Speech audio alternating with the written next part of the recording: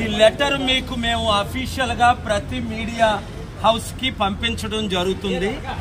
ఇప్పుడే నేను deputy chief election commission Sharma గారితో ఫోన్లో మాట్లాడాను. నా మిత్రులు ఆయన ఢాకా బంగ్లాదేశ్ లో ఉన్నారు. ఆయన చీఫ్ ఎలక్షన్ గారికి ఇన్స్ట్రక్షన్స్ ఇచ్చినప్పటికీ నన్ను కలకుండా లోకల్ అఫీషియల్, ఆయన పేరు అడిగితే చెప్పడు, చీఫ్ ఎలక్షన్ కమిషన్ నన్ను కలకుండా నన్ను బ్లాక్ చేస్తున్నారు.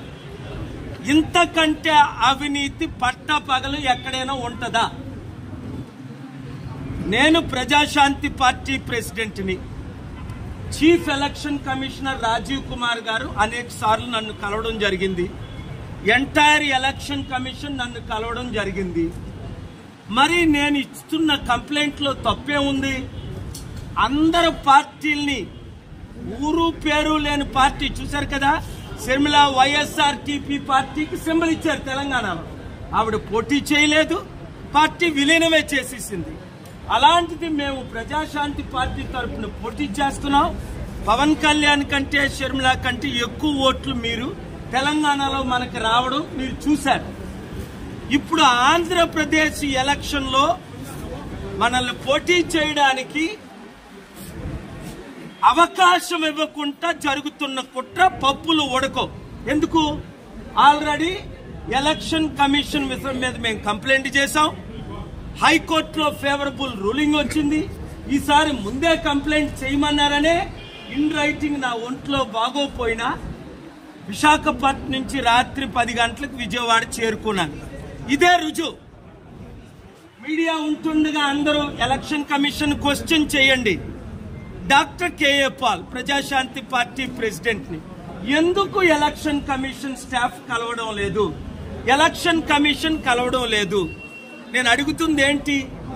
మాకు ఎలక్షన్స్ మార్చిలో వద్దు, లాస్ట్ ఫేజ్ లో పెట్టండి, చివరి ఫేజ్ లో.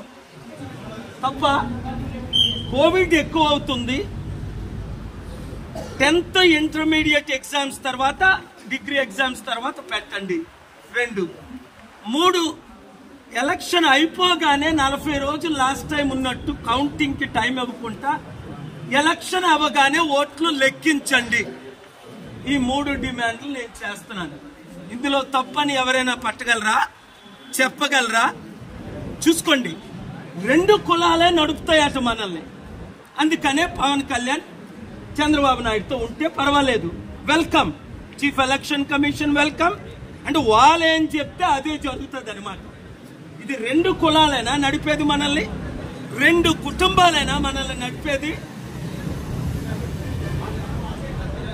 అర్థం చేసుకోండి. నా పోరాటం ఎప్పుడూ ఆగదు. ఈసారి మనం గెలిచి తీరుతాం. కోర్టులో కేసు వేయడం జరిగింది, ఆర్గ్యుమెంట్స్ వినిపిస్తారు.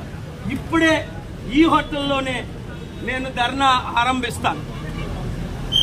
ఎలక్షన్ కమిషన్ కలిసినంత వరకు నేను హోటల్ను విడిచిపెట్టాను. నాకు రూమ్ ఉంది. Thank you very much. నా రూమ్ నెంబర్